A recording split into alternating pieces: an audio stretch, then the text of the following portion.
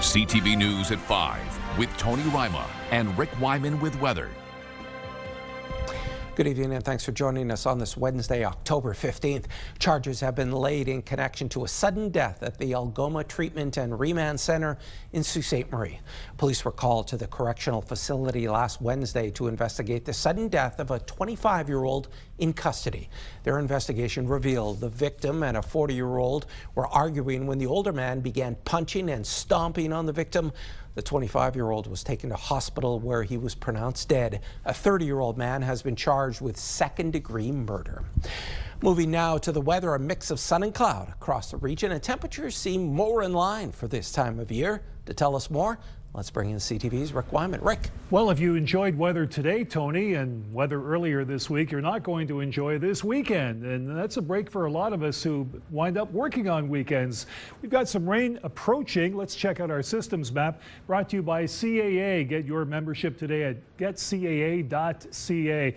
Now, this system right behind me is emanating from Wyoming and moving its way up through Montana, of course, bridging Montana, and will cross the Great Lakes and will affect us on Friday, Saturday, Sunday, and Monday.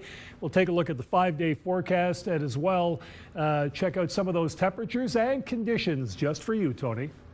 Thanks for that, Rick. Conservative leader Pierre Poilievre is on a brief tour of Northern Ontario, kicking it off in Sault Ste. Marie. Poilievre had 2 stops today, touring a housing project being constructed and SIS Manufacturing.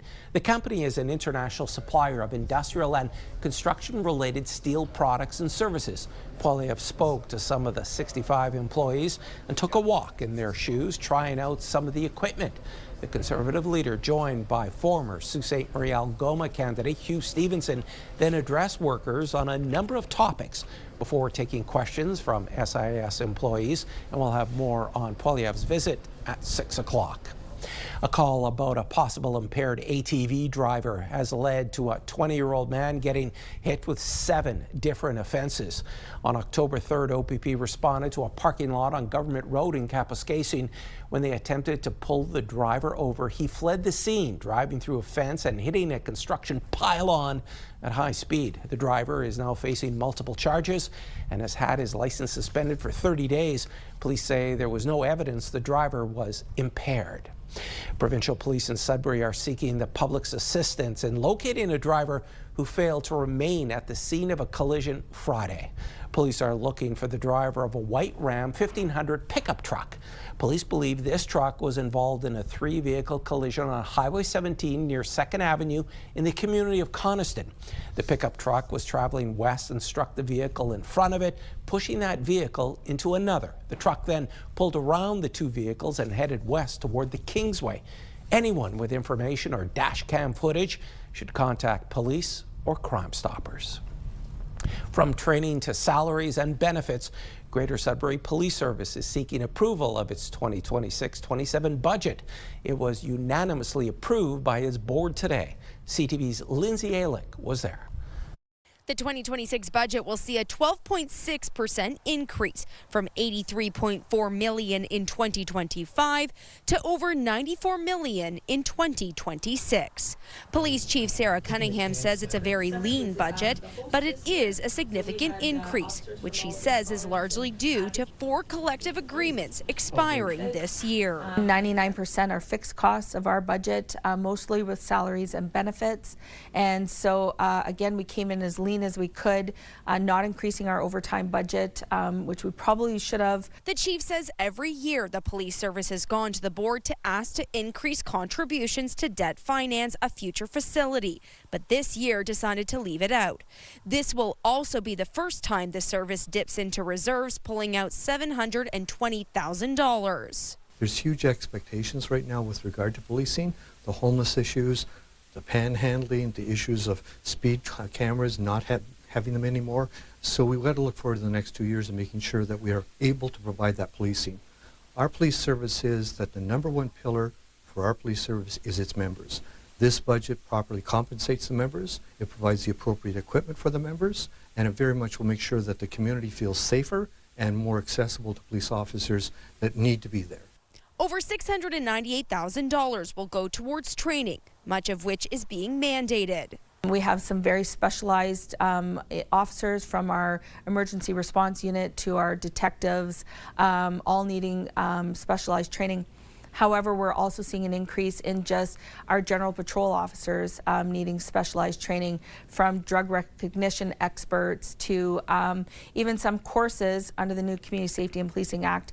The chief feels the service has done a good job of sending someone to be a train-the-trainer to save on costs. As for 2027, the police budget will increase by 8.6%, from $94 million in 2026 to over $102 million. The budget still needs to be approved by City Council.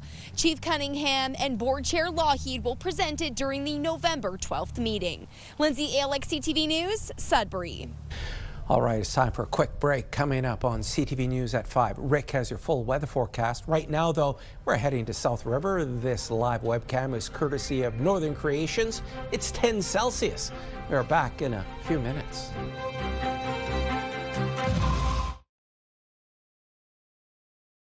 Tonight, a demand for answers. How the hell did they get into New Zealand? An innocent young man dead from meth disguised as Canadian beer. You have the right to remain silent. Arrests in New Zealand, but W5 is on the hunt for the Canadian criminals who exported the drugs.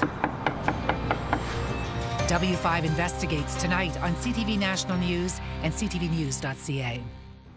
If you've had any complaints about the weather the last couple of days, let me know, because I want to hear from you. You're really going to complain this weekend. Forecast radar, we've got a system moving in that you're not going to be too happy to deal with. It brings lots of rain beginning on Friday. Whoa, take a look at that. That's going to continue right through the weekend. It's going to be a wet one. But tomorrow, this is a great opportunity to rake your leaves at home, because it will be sunny, or mainly sunny, in the forecast. Let's take a look at some of the numbers now that we've got going on. We can get that system going on. Anyways, it's going to be sunny throughout the most part of northeastern Ontario. Temperature is quite favorable. Then the rain will start on Friday and continuing right through Friday, Saturday, Sunday, and Monday. So again, we've had a nice round of sunshine for the last couple of days. And again, more sunshine tomorrow. Then get ready for the actual rainfall this weekend, because it's going to happen. And in some cases, we'll get plenty of rain. We'll have some further details a little bit later on. But again, Tony, get ready for the rain. We've had a great run of sunshine. You know, eventually, it's got to rain sometime, and it's going to rain in the Northeast. Back to you. Thanks for that, Rick. Well, a coroner's inquest began today in Constance Lake First Nation near Hearst. It is examining the deaths of 5 people who died during a blastomycosis outbreak between 2021 and 2022. CTV's Amanda Hicks has the details.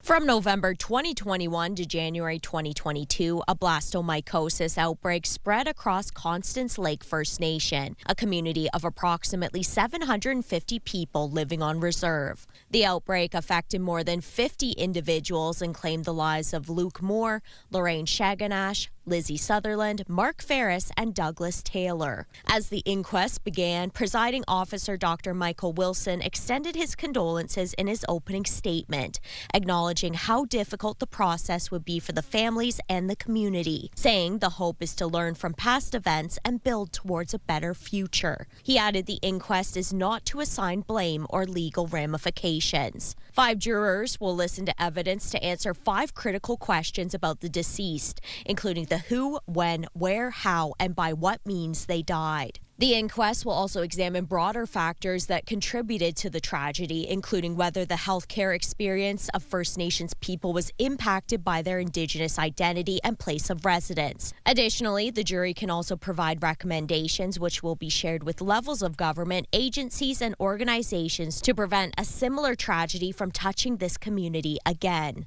The Anishinaabe-Aski Nation expressed its support for Constance Lake First Nation in a statement, saying in part, "This deadly lung infection continues to pose serious risk to the community, and we look forward to understanding more about what, if anything, can be done to prevent similar tragedies from occurring." The first 3 days of the inquest will be held at the Community Hall in Constance Lake First Nation, with the remainder held virtually. Approximately 30 witnesses will share their accounts during the 25-day inquest. Amanda Hicks, CTV News, Sudbury. A tentative agreement has been reached between the College Employer Council and striking full-time support workers. The strike started nearly 5 weeks ago with 10,000 workers from Ontario's 24 public colleges walking off the job. The union is presenting the offer to employees today. Workers will return to the job tomorrow. The chair of the bargaining committee for the union says the strike not only helped secure a better deal, but it educated the public on what she says is the deliberate defunding of public colleges by the Ford government. Timmins City Council has ratified a new 4-year collective agreement with CUPE Local 1544 on behalf of Timmins Transit. The deal will see transit mechanics receive a raise of 8%, drivers 4.5%, maintenance 1% plus a 3% yearly increase for the length of the contract. Other items agreed to include holiday pay, optical coverage, safety, footwear, and vacation enhancements. Bus service, paratransit service, and the Northern College Express will resume October 18th. And we had some technical problems, but here's Rick once again with your 5-day weather forecast. Okay, Tony, seeing is believing. This is what you're going to get in Sudbury Nickel Belt. Pretty well a standard forecast right across northeastern Ontario. Friday, Saturday, Sunday, and Monday, we've got rain in the forecast after a day of sunshine. More of the same in Sault Ste. Marie. Sunny and 15 tomorrow, then 4 consecutive days of some rain activity. 60% showers, rain, and some warmer temperatures over that stretch as well. Ditto for Timmins, Cochrane, and Kapuskasing. Sun and cloud tomorrow at 11, then showers, chance of showers, rain, and the chance of showers once again. And even those overnight temperatures are quite balmy.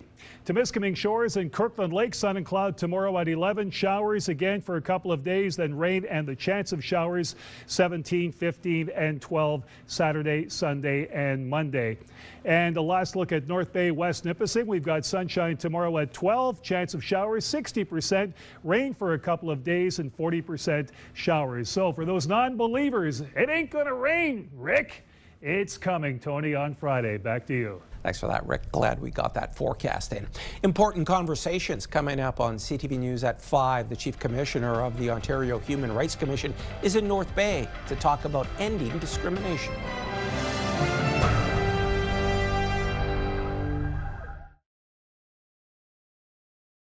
The Chief Commissioner of the Ontario Human Rights Commission was in North Bay today for a presentation at the Indigenous Friendship Centre to address discrimination. More now from CTV's Eric Tashner. The Chief Commissioner of the Ontario Human Rights Commission says it's our duty to advocate and push to end discrimination in society. Human rights can be sustained and advanced if every individual takes responsibility. In her speech to representatives from health and wellness organizations, municipal leaders, and education advocates, Patricia Daguerre mentioned that there continues to be discrimination in education and healthcare. Daguerre was invited to speak by a member of the Indigenous Reconciliation Advisory Group, a committee within the Commission. Do unto others as you would have them do unto you. And we're all part of the human circle. The Human Rights Commission's mandate is to foster and protect human rights and to promote eliminating discrimination in today's society. Daguerre has been the Chief Commissioner since August 2021. Knowing about our human rights and the knowledge, yeah, it was a great day of sharing. After the Supreme Court of Canada decided in 2012 that learning to read was a human right, the Commission concluded that Ontario was not fulfilling its obligation to teach minority children or children with disabilities the right to learn literacy. We will use our mandate to ensure that we leave a legacy for all our children to enhance their education. When it comes to health care for Indigenous patients, the Commission met with friendship centres and other organizations in Northern Ontario to get feedback on its current state. A report titled What We Heard is going to be released in 2026. The Ontario Human Rights Commission believes that before we address needs in the communities, we must consult, we must collaborate. Within the healthcare system, they are making changes, which is really good, and I believe it's because of the Human Rights Commission. Daguerre adds that part of the Commission's plan to foster a human rights culture in Ontario is driven by individual community action to create a healthy society. Eric Tashner, CTV News, North Bay. Small and medium-sized businesses in the Soo are getting a boost from FedNor. MP Terry Sheehan announced today the Sault Ste. Marie Innovation Centre would be receiving more than $950,000 for the Innovation Acceleration Program. The funding will allow the centre to offer $25,000 for projects, as well as host workshops and networking events. The centre also received more than $750,000 to provide artificial intelligence training and technology adaptation to small and medium-sized businesses in the community. Sheehan also talked about the Regional Tariff Response Initiative, a national investment of $1 billion from the federal government. Eligible northern businesses can apply for that program through FedNor. The Business Development Bank of Canada announced a $100 million initiative today to reach more business owners living in rural and remote areas. As CTV's Lydia Chubak tells us, the BDC is partnering with Community Futures offices such as the Venture Centre in Timmins. The Business Development Bank of Canada announced a new initiative that will give entrepreneurs greater access to financing to grow their businesses. The opportunity will be available through Community Futures organizations like the Venture Centre in Timmins, and it's to help entrepreneurs, particularly those in rural and remote communities. Now, through this program, the financing that you can get through Community Futures goes up to $500,000. This is really going to allow us to have access to additional funds for us to be able to lend out to our community businesses and without depleting all of the small amount of investment funds that we have. So we're able to partner up with the BDC funds and make a bigger impact with the funds that are available. We went to see every bank, and they just look at us like, how do you sell your dream to a bank? I know. Sebastian Maloche owns a welding and fabrication shop in Timmins and says accessing funds through the Venture Centre during the COVID-19 pandemic is the main reason he was able to expand his business. The Venture Centre gave us a loan, and the BDC, I think, secured our mortgage and all that for that shop, which was a big deal. Like, to us, a $2 million shop, when you're a small business like that, it's still big numbers in today for me, right? The BDC says it's reaching more places across the country with this initiative through 267 Community Futures offices. It's contributing $100 million for the loans that will be shared 50-50 with Community Futures. We're looking at up to $250 million in GDP impact over 5 years, so that's very exciting for the Canadian economy. The new program will be rolled out over the next few months, and the Venture Centre suggests business owners get in touch with the office to be ready when the funds become available. Lydia Chubak, CTV News, Timmins. A popular literary festival is coming up next weekend. When we return, we'll talk with the festival organizer from Sudbury. You're watching First at 5.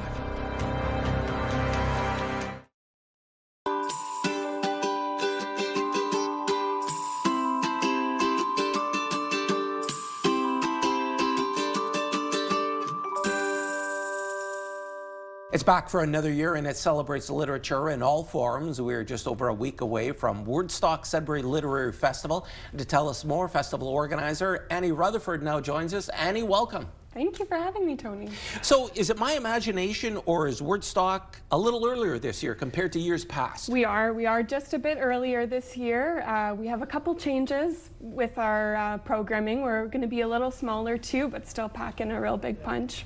And also at Place des Arts? Mm-hmm. Okay. Yep. And how many people are you expecting? We'll get into the acts or those who are going to be attending or presenting, but how many people are you expecting for this two-day festival? I think we'll get around 80 to 100 folks this year, if not hopefully more. Yeah. And who's going to be presenting? Because you also have, well, let me see, poetry slam, master classes, workshops. Did I get everything covered? Yeah, we've got, yes, poetry slam, master classes, workshops. We have an open mic event. We're really excited this year to be partnering with the Sudbury Public Library to be offering a youth event, youth storytelling. So that will be really fun. Yeah, we're excited to really highlight a lot of local authors and writers this year. Wabkeshe Grace, who was just on the other day, Alistair Thompson, and many, many more. And then also having a couple different writers, Farzana Doctor, Kate Geese, etc., coming down from down south.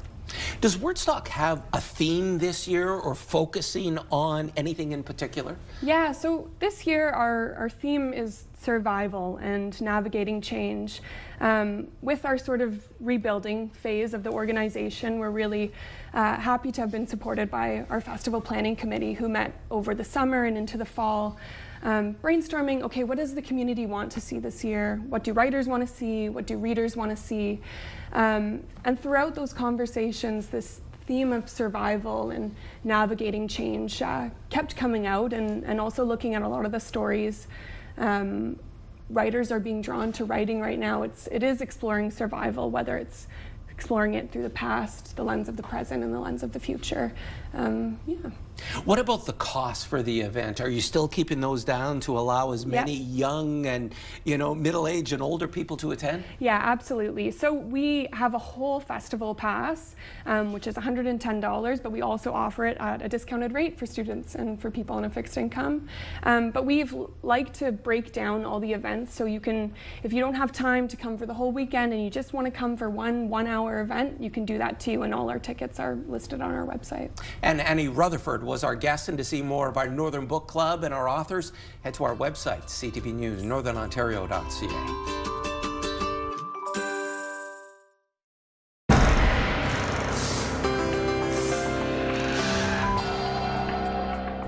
Our first community close-up comes to us from Sault Ste. Marie. Wendy Lynn Hill emailed us these photographs from Kinsman Park in the city. She says, beautiful autumn colors her world. Great shots there. Thanks so much, Wendy Lynn. We're off to Mattawa, east of North Bay. Bev Bell sent us this picture of a chipmunk stocking up for the winter. Thanks so much for your contribution to our show, Bev. Can you sing or dance? Well, just a reminder, auditions are this weekend for the CTV Lions Children's Christmas Telethon. They're taking place October 18th and 19th from 10 a.m. until 4 p.m. at our CTV studio in Sudbury. And if you have any pictures, videos, or events you'd like us to showcase, you can email them to us at communitycloseup@bellmedia.ca. Folks, there's more news for the North coming up at 6 o'clock. For now, continue watching as we hand things over to CTV National News.